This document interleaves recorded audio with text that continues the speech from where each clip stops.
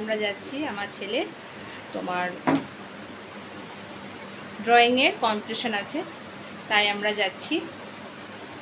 এ দেখো ও রেডি হয়ে গেছে, আর ও যেটা আঁকবে সেটা হচ্ছে তোমাদেরকে দেখাই। এটা আঁকবে মানে এখানে মানুষটা করা আছে, আর এই যে দইওয়ালা থিমটা, আর এই যে ওখানে মানুষের শুধু কালারটা করা ছিল। এখানে পুরো কমপ্লিট করেনি, সকালে একবার প্র্যাকটিস করেছে। আমরা চলে এসেছি, এইখানেই আছে ড্রয়িং কম্পিটিশন, সবুজ সংঘ সেবা সমিতি। এই দেখো ভেতরে বসিয়ে দিয়েছি, আমরা বাইরে দাঁড়াবো। ক খ গ ঘ 4টি বিভাগে বিভক্ত করা আছে। ষষ্ঠীর আগের দিন ছিল ড্রয়িং কম্পিটিশন, তো আমি সেই দিন আর ভিডিও করতে পারিনি, প্রচুর ভিড় থাকে।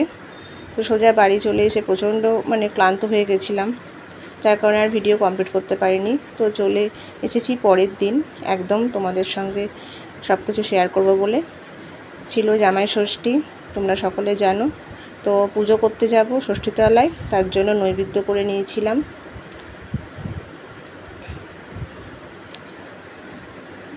ফল মাকড় বটিতেই নৈবেদ্য করে নিই, কিন্তু তোমার কলাটা বটিতে দিতে নেই, যার কারণে থালাতেই আমি এভাবে করে নিই, নাহলে ভেঙে ভেঙেও নিই।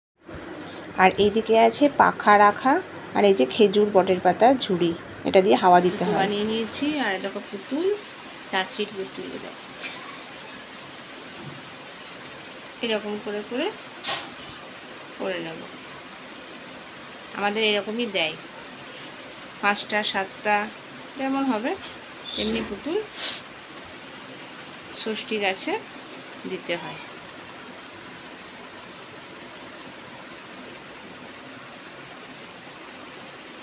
হয়ে গেল।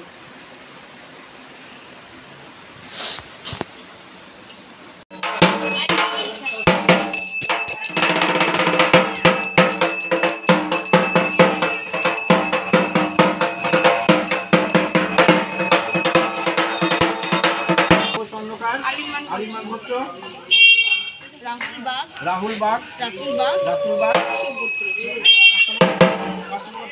আমাদের অমিতা সাহা গাগরাসি, অমিতা সাহা গাগরাসি গোত্র, অপর্ণা সাহা গাগরাসি গোত্র, মল্লিক সাহা গাগরাসি গোত্র, এই যে মৌমিতা সেন দেবাশিস দে কাশ্যপ গোত্র, আলিমান আর দেবরাজ বাগ কাশ্যপ গোত্র, সুনিতা বাগ কাশ্যপ গোত্র, সঞ্জিতা স্বর্ণকার কি গোত্র, আলিমান গোত্র।